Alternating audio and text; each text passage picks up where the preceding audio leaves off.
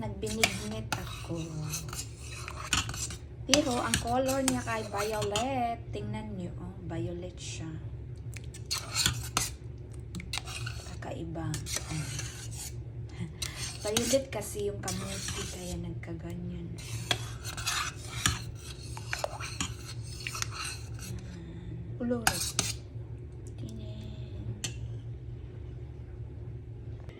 Kaila mo, ani? Charot. Yan yung gawa kong binignit for Black Friday. Mga unta.